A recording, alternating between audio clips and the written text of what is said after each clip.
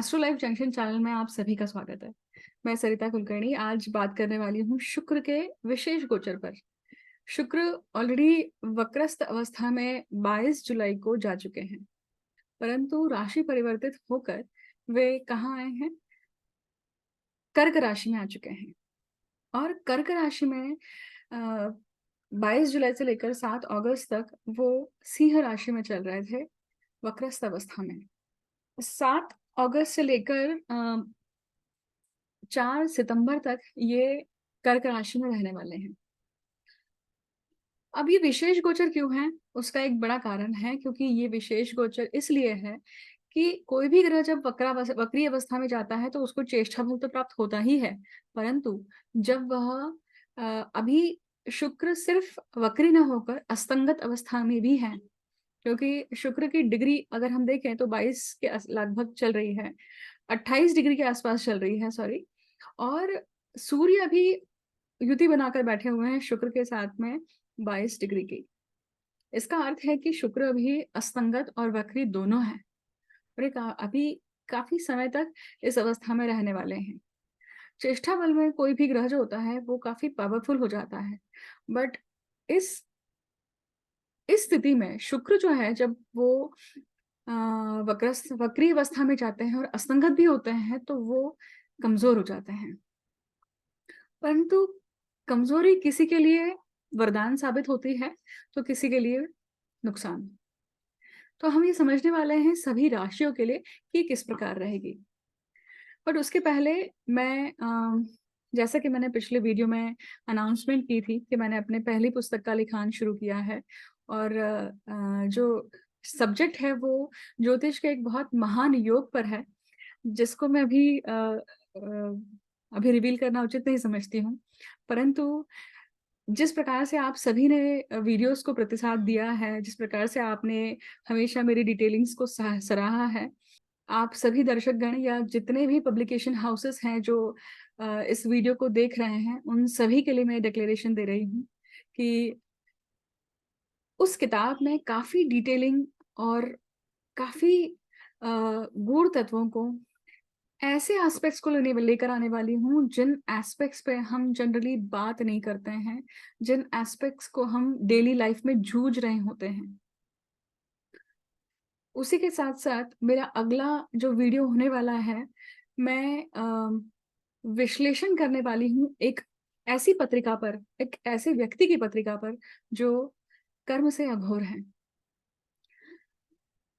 मुझे बहुत बार मेल के द्वारा या फिर व्हाट्सएप के द्वारा या आप सभी के कमेंट्स के द्वारा प्रश्न आते हैं कि मैम आप किस तरह से पत्रिका का विश्लेषण करती हैं? प्लीज़ एक बार दिखाइए।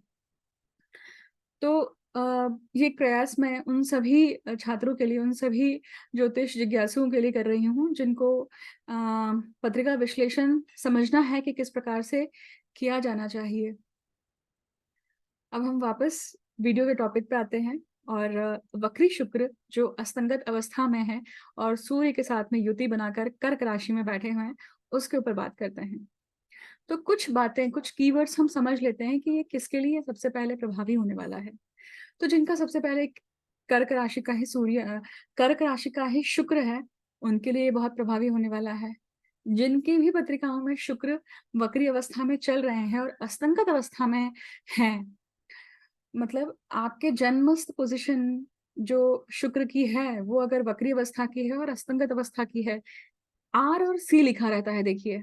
आर मतलब रेट्रोग्रेड, सी मतलब कॉम्बस्ट। अगर ऐसा लिखा हुआ है शुक्र के आगे, इसका अर्थ है कि ये वीडियो आपके ऊपर डेफिनेटली काम करने वाला है, आपके लिए डेफिनेटली कुछ न कुछ टर्निंग इवेंट्स देने वाला है। उसी के साथ-साथ शुक्र अगर आपके पत्रिका में आत्म कारक है, अमात्य कारक है, तो भी ये आपके लिए इफेक्टिव होगा। मतलब क्या? हाईएस्ट डिग्री पे है।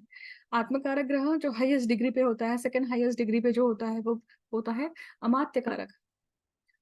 तो अगर शुक्र वो ग्रह है तो भी ये वीडियो या तो भी ये गोचर आपके लिए बहुत कारगर होने वाला है। अब आप अब उनके लिए भी कारगर होगा जिसके लिए जिनकी पत्रिकाओं में शुक्र की महादशा या फिर प्रत्यंतर दशा चल रही है, ठीक है? इसी के साथ-साथ जिनका शुक्र नीच अवस्था में बैठा हुआ है, मतलब कन्या राशि का है, उनके लिए भी ये कहीं न कहीं कारगर होगा। जिनकी पत्रिका में ये शुक्र मीन राशि का है, मतलब उच्च अवस्था में है, उनके लिए ये काम नहीं करेगा। तो ऐसे समय पे हमें शांत रहना है, ठीक है? सो इस प्रकार से इस शुक्र के वक्री गोचर को आप समझ सकते हैं। अब हम आगे बढ़ते हैं और देखते हैं कि ये जो शुक्र है, ये अस्तंगत और वक्री दोनों इसके साथ में जब सिचुएशन चल रही है, तो क्या-क्या होगा? कुछ कीवर्ड समझ लीजिए, ताकि आप जब अपनी पत्रिका में इस डिक्टम्स को लागू करते हैं, अप्लाई करते हैं, तो आपको ध्यान में रहेगा, या आप अपने परिवारजनों के जिनकी भी पत्रिकाएँ या जिनका भी लग्न आप देखेंगे आगे, उसपे कैसे अप्लाई करना है, आप अंदाज़ लगा पाएँगे। इस पूरे वीडियो में मैं एक मेयर पॉसिबिलिटीज़ डिस्कस करने वाली हूँ कि ऐसा होने की संभावनाएँ हैं, क्योंकि ये हम जनरल लेवल पे बात कर रहे हैं, तो आपकी पत्रिका इंडिविजुअल है। तो उस इंडिविजुअल पत्रिका में वो शुक्र कारक है, अकारक है, कैसा है, उसे देखे बिना नहीं बताया जा सकता है। तो वो तो तभी होगा जब आप अपनी पत्रिका का विश्लेषण करवाते हैं। तो शुक्र जब वक्री और असंगत अवस्था में होता है, तो उसकी पावर जो है वो डाउन हो जाती है। क्योंकि असंगत होने के कारण उसका खुद का जो लाइट है, वो क्या है? सूर्य के लाइट के आड़ आ गया है और सूर्य के लाइट में विलीन हो रहा है। हम बोलते हैं कि आकाश में शुक्राची मराठी में कहा जाता है कि शुक्राची चांदणी। तो ऐसे समय पे वो चीज़ वो दिखाई नहीं देती है। तो यही वो समय है, आप देखेंगे सुबह उठ के तो आपको शुक्राची चांदनी, वो शुक्र का तारा जो है ना, वो चमकते हुए जो दिखता है सुबह-सुबह 4-5 बजे, वो दिखेगा नहीं। अब ये वो समय है, वैसे भी अभी अधिक मास चल रहा है, श्रावण मास चल रहा है। ऐसे समय पे शादियाँ नहीं होती हैं, या अ, शादियाँ करते नहीं हैं, विवाह बंधन बाँधे नहीं जाते हैं। अगर हम रिलेशनशिप के अनुसार बात करें, तो यहाँ पे आप चेज़ करने वाली स्थिति में रहते हैं। ये जो टाइम पीरियड है ना, ये टाइम पीरियड व्यक्ति को रिलेशनशिप में चेज़ की अवस्था में डालता है, पीछे भागते रहता है और किसी न किसी चीज़ को हासिल करने के लिए उस रिलेशनशिप में पीछे भागते रहता है। यश मिलता है क्या? तो नहीं। मनी मैटर को लेकर देखें तो इल्लीगल मनी अचीव होने के या इल्लीगल मैटर्स जो हैं वो सारे उफान पे चलते हैं ऐसे ऐसे समय पे। ये जो 1 महीना देखेंगे आप लगभग जो है, ये टाइम पीरियड इन सब चीज़ों को लेकर काफ़ी बाहर आएगी, या इस दिशा में कार्य करने की बुद्धि भी होगी व्यक्ति की। मतलब मनी मैटर जो इल्लीगल मनी है या फिर इवन ब्लैक मनी है, इन सभी चीज़ों को लेकर। अब मैंने जैसे शुरुआत में कहा कि किसके ऊपर इम्पैक्ट आएगा, वहाँ पे एक और चीज़ आपको रिपीट करके बता रही हूँ कि शुक्र जिनकी पत्रिकाओं में कारक है, होने के बावजूद भी अभी वो काम नहीं करेगा, क्योंकि गोचर में उसे पावर नहीं है। जितनी भी फेमिनाइन प्रोडक्ट्स की कंपनियाँ हैं, जितने भी कॉस्मेटिक कंपनीज़ हैं, जितनी भी लॉन्जरीज़ की कंपनीज़ हैं, उन सभी के लिए अभी जो टाइम पीरियड है, वो लो रहेगा। सेल्स लो रहेगी, मार्केट लो रहेगा। उच्च का शुक्र होगा जिसकी भी पत्रिका में, और वो अगर बिज़नेसमैन है, मान लीजिए तो ऐसे ही लोगों की पत्रिका में यहाँ पे क्या होगा, आप साइन तो करते हैं डील, बट कुछ टाइम के बाद में वो डील ऑफ हो जाएगी। तो अभी ध्यानपूर्वक ऐसे कॉन्ट्रैक्ट्स में, डीलिंग्स में डील करना है। अब अगर हम नक्षत्र की बात करें, तो फिलहाल जो शुक्र का गोचर है, वो अश्लेषा नक्षत्र का है। अश्लेषा नक्षत्र बुध का है, और बुध के नक्षत्र के साथ-साथ अगर हम अश्लेषा नक्षत्र का सिंबल देखें तो सर्प आता है। अश्लेषा नक्षत्र अ, बहुत बार रिवेंज को भी दर्शाता है। तो शुक्र जो प्रेम, प्रणय के कारक हैं, ऐसे समय पे रिवेंज वाली भावनाओं को भी उत्पन्न करते हैं, क्योंकि प्रतिसाद नहीं मिल रहा होता है। तो ध्यान दीजिएगा कि ये गोचर की स्थिति है, ये जो स्थिति है, ये टेम्परेरी है, परमानेंट नहीं है। तो आप सामने वाले पे अगर रिवेंज की भावना रख रहे हैं, तो मत रखिए। समय है, समय बीत जाएगा। थोड़ा-सा ध्यान से, विज़डम के साथ में काम लीजिए। हुँ? अब ये इसलिए भी है क्यों? क्योंकि अगर आप शुक्र को देखेंगे तो शुक्र के दूसरे स्थान में मंगल है और मंगल के एग्ज़ैक्टली सामने शनि है। शनि मंगल सप्तक है। शनि मंगल जब सप्तक पत्रिका में अभी चल रहे हैं गोचर में, जिसके ऊपर मैं वीडियो डाल डाल चुकी हूँ। अगर आपने चेकआउट नहीं किया है तो आप जाएँ और उस वीडियो को भी चेकआउट करिए। तो शनि मंगल जब समसप्तक होते हैं और वो भी शुक्र से दूसरे घर में हो रहे हैं, शुक्र से दूसरे घर में जब हो रहे हैं, इसका अर्थ है कि धन को लेकर या फिर कुटुंब को लेकर क्या है, वहां पर वाद विवाद है। कहीं ना कहीं चैतन्यता नहीं है घर में, डलनेस है वातावरण में, ये सारी चीजें रहेंगी। बट अब हम देखेंगे कि हर लग्न के अनुसार ये जो शुक्र असंगत और वक्री अवस्था में किस प्रकार से कार्यरत होंगे। तो सबसे पहले बात करते हैं मेष लग्न की। मेष लग्न की बात करें तो मेष लग्न में ये वक्री और अस्तंगत अवस्था का जो शुक्र है अश्लेषा नक्षत्र का, ये चौथे भाव में आ रहा है। चौथा भाव किसका है? माता का है, आपके सुखों का है। अगर हम ये दो मेजर एस्पेक्ट भी फील करें या दो मेजर एस्पेक्ट को पकड़ कर चलें तो शुक्र जो सुखों का कारक है और सुख के भाव में है परंतु वक्री अवस्था में है और असंगत अवस्था में है, तो यहाँ पे सुख का अभाव रहेगा, सुख नहीं आएगा। या सुख को आने के लिए, सुखों को आने के लिए कुछ न कुछ बाधाएं रहेंगी, उन बाधाओं को क्रॉस करने के बाद भी सुख आएगा। ठीक है। उसी के साथ साथ अगर हम बात करें, शुक्र जो है वो शुगर या फिर सभी लसात्मक इंद्रियों के कारक है या फिर हार्मोन्स के कारक हैं। तो घर पे रह के बहुत ज्यादा थिंकिंग मोड में जाने के बाद में स्त्रियों में हो सकता है कि स्ट्रेस मैनेजमेंट कम होना और उसके कारण हार्मोन्स का इम्बैलेंस होना, यहाँ भी उसकी संभावना बनती है। वही अगर हम वृषभ लग्न की बात करें तो वृषभ लग्न के लिए ये शुक्र का गोचर उनके तीसरे भाव में है। तीसरा भाव आपके छोटे प्रवासों का है, तीसरा भाव आपके पराक्रम का है, तीसरा भाव आपके भाई बंधुओं का है, उपदेश का है, तीसरा भाव डॉक्यूमेंटेशन का है।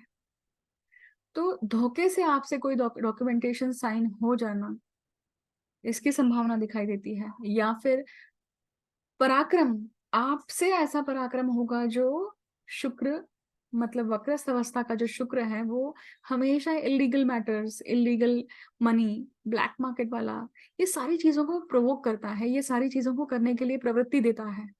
तो इस तरफ जाने का डिसीजन मेकिंग होना, धाड़स करना, ये होने के चांसेस जरूर दिखाई देता है वृषभ लग्न के जातकों के लिए।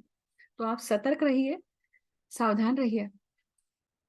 वही मिथुन लग्न की बात करें तो ये शुक्र जो है ये उनके कुटुंब स्थान में है, धन के स्थान में है। कुटुंब स्थान में, धन के स्थान में व्यय भाव का स्वामी आके बैठा हुआ है, पंचम भाव का स्वामी आके बैठा हुआ है और वक्री अवस्था में, अस्तंगत अवस्था में है। इसका अर्थ है कि धन की हानि, धन को लेकर, कुटुंब को लेकर एक वातावरण में डलनेस है, चैतन्यता नहीं है। एक आध महीने की बात है, थोड़ा रुके।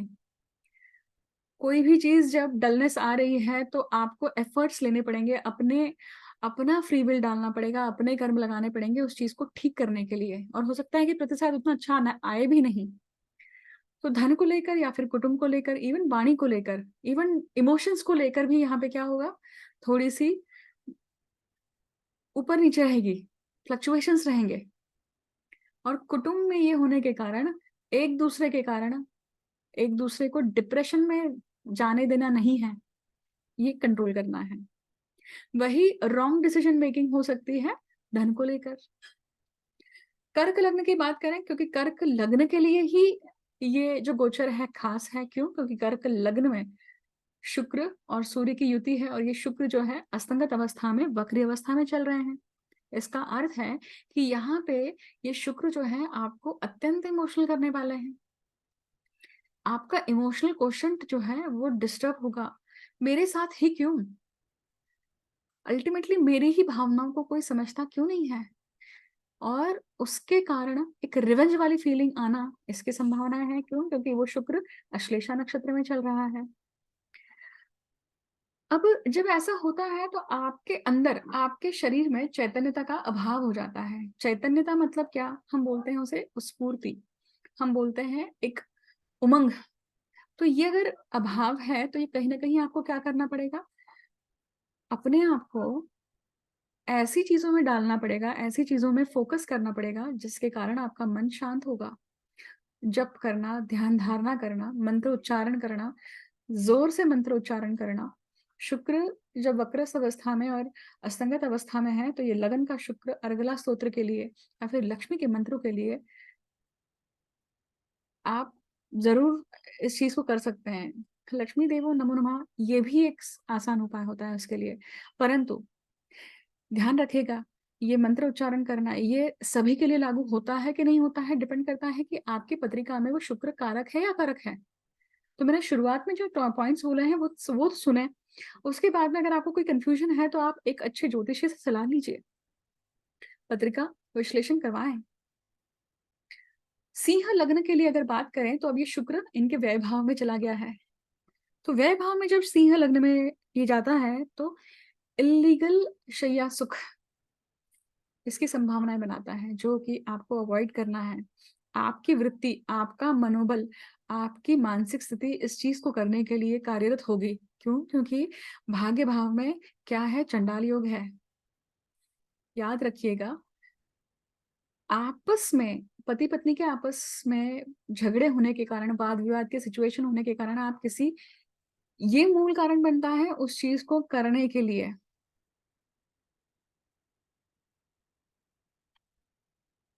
देखिए, शुक्र जब व्यय भाव में होता है तो कहा जाता है शास्त्र के अनुसार पराशर ऋषि भी कहते हैं कि शुक्र का व्यय भाव में होना काफ़ी अच्छा होता है ऐहिक सुखों के लिए, शारीरिक सुखों के लिए।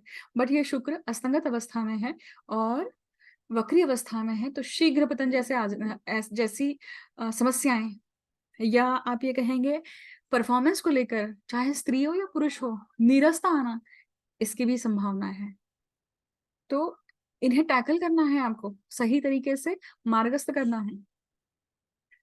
कन्या लग्न की बात करें, तो कन्या लग्न के लिए ये जो गोचर है, शुक्र का अस्तंगत और वक्री गोचर, ये इनके लाभ भाव में हो रहा है। ये गोचर इस तरह से है कि सभी जो व्यक्ति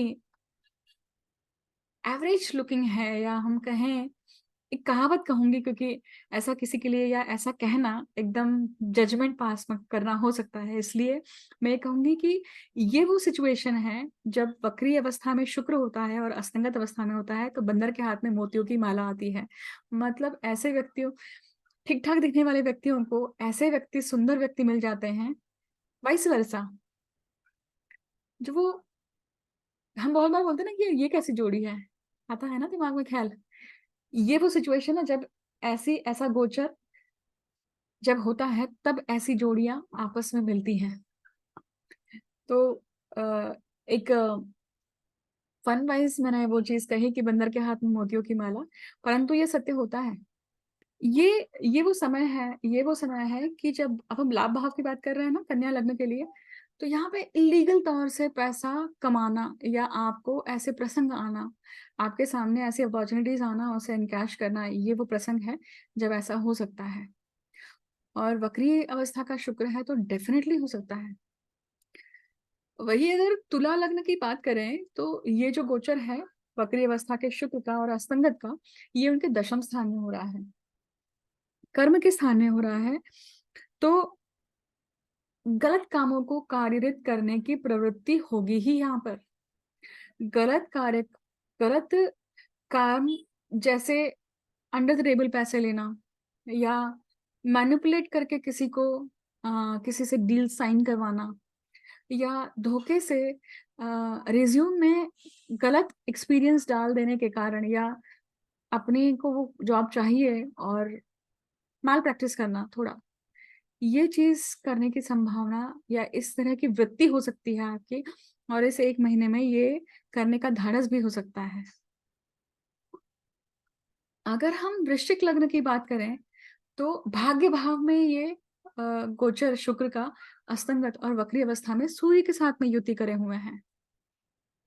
अब कर्मेश खुद भाग्य भाव में आया हुआ है भाग्य पाने के लिए, परंतु यहाँ पे वो वक्री अवस्था का जो शुक्र है, वो चैतन्यता नहीं दे रहा है। क्यों? क्योंकि शुक्र जो है वो ओजस का कारक है। शुक्र जो है वो आपके अंदर जो प्राण, जो एक आभा है उसका कारक है। शुक्र वीर्य का कारक है, और वो अगर वक्री और असंगत अवस्था में है, इसका अर्थ है कि अभी भाग्य के साथ वैसी नहीं आएगी जैसी आनी चाहिए। भाग्य भाव रिलीजियस स्थानों का या तीर्थ यात्राओं का, इन सब का भी है, तो ऐसे समय पे आपकी तीर्थ यात्राएँ पोस्टपोन हो जाती हैं। अगर हम लॉजिकली देखें तो बारिश का सीज़न है, डिसाइड करके रखा था, पर बहुत बारिश हो गई तो फ्लाइट कैंसल हो गई, पोस्टपोन हो गई। ये वो टाइम है जब ये रिवर्स आते हैं या पोस्टपोन होता है, और उसके कारण डिले होता है या थोड़ी-सी डिसअपॉइंटमेंट मिलती है हमको। टिकट कैंसल हो जाते हैं, ऐसी ऐसी सिचुएशन भी आ सकती है। ये सिचुएशन इवन आपके बाहर जाने के लिए भी हो सकती है, फॉरेन में ट्रैवल करने के लिए भी हो सकती है। वीज़ा का पोस्टपोन होना या वीज़ा का कैंसलेशन नहीं कहूँगी, बट टिकट पोस्टपोन होना, इसके चांसेस हो सकते हैं।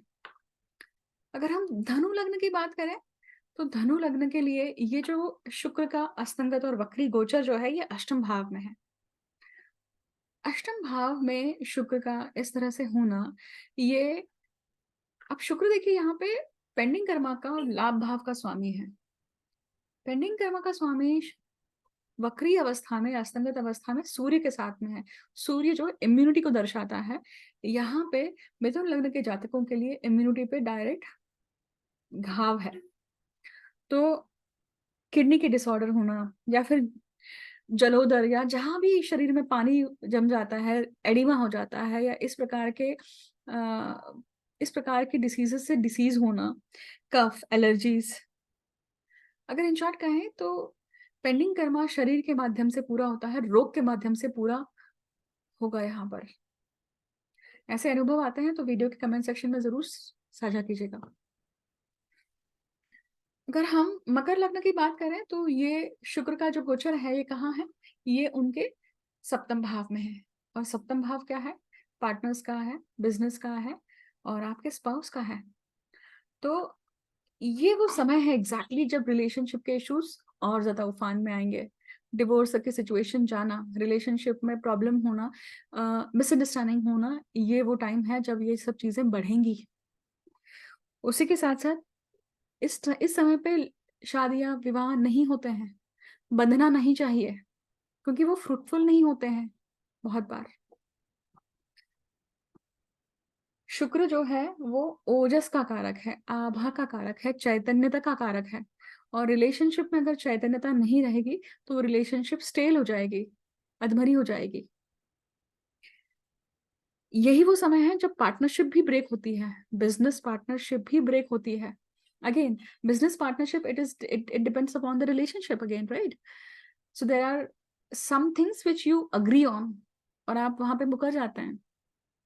ये वो समय है जब हम अपनी ही बात से भी मुकरते हैं। अगर हम कुंभ लग्न की बात करें, तो कुंभ लग्न के लिए ये जो गोचर है शुक्र का, ये उनके पेंडिंग कर्म में हो रहा है। पेंडिंग कर्म में शुक्र असंगत अवस्था में, वक्री अवस्था में सूर्य के साथ में है। कुंभ लग्न के लिए देखिए अगेन, यहाँ पे रोग स्थान, रिपु स्थान, पेंडिंग कर्म के भाव में ये वक्री अवस्था के शुक्र चल रहे हैं, जो कि चौथे भाव के और भाग्य भाव के हैं। अभी वो समय है, आप अपना पूरा भाग्य बदलने में लगे हुए हैं। आप अपने पूरे पेंडिंग कर्म को फिनिश करने के लिए लगे हुए हैं। क्यों? क्योंकि आपने बहुत सारे फटके खा लिए हैं। क्योंकि आपने बहुत सारे ऐसे थप्पड़े खाए होंगे, जिसको अब नाक तक की, मतलब पानी नाक तक आ चुका है। अब नहीं तो कभी नहीं। ऐसी सिचुएशन है, और जिसके लिए आप कार्यरत हैं, जिसके लिए आप जी तोड़ कर मेहनत कर रहे हैं, और ये होगा। इस तरह की सिचुएशन आएगी, क्योंकि फटके जो हैं, जो दिक्कतें जो हैं, वो ऑलरेडी शुरुआत हो चुकी है आपके जीवन में। तो ये टाइम है जहाँ पे आपको फटके लग सकते हैं। शुक्र है देखिए, शुक्र स्त्री का कारक है। शुक्र लक्ष्मी का कारक है। एक एक एक गलती, और उस गलती के कारण व्यक्ति कहीं न कहीं सभी तरफ से ट्रैप में आ जाता है, दिक्कत में आ जाता है। परंतु वही गलती, उसी चीज़ को लेकर अगर माफ़ी है, उसी चीज़ को लेकर सामने वाले का मन जीत लिया जाए, तो क्या होगा? उस गलती से निकालने वाला व्यक्ति या तारने वाला व्यक्ति भी वही बन जाता है, देखिए। ऐसा कहा जाता है शास्त्र में भी कि जहाँ पे जिस भाव में प्रॉब्लम है, उसी भाव में उसका हल छुपा रहता है। बस डिकोड करना आना चाहिए। अंतिम लग्न की बात कर रहे हैं, मतलब मीन लग्न की बात कर रहे हैं। मीन लग्न का स्वामी गुरु, जो कि चंडाल योग किए हुआ है, और हम ये गोचर कर रहे हैं शुक्र का, जो कि असंगत और वक्री अवस्था में सूर्य के साथ में युति बना के बैठे हुए हैं। कहाँ बैठे हैं? पंचम भाव में। पंचम भाव संतति का है। पंचम भाव खास करके यहाँ पे जो टाइम पीरियड है, अगर मैं वन स्ट्रोक में कहूं कि ये शुक्र क्या करेंगे। शुक्र बीज के कारक हैं, वीर्य के कारक हैं, ओवम के भी कारक हैं, शुक्र शुक्राणु के कारक हैं। और पंचम भाव में ये शुक्र सूर्य के साथ में युति बना रहे हैं। इसका अर्थ है कि यहाँ पे मिस कैरेजेस होने के चांसेस बहुत ज्यादा हैं। क्यों है? क्योंकि कहीं ना कहीं ये शुक्र जो है, ये कौन है पत्रिका में?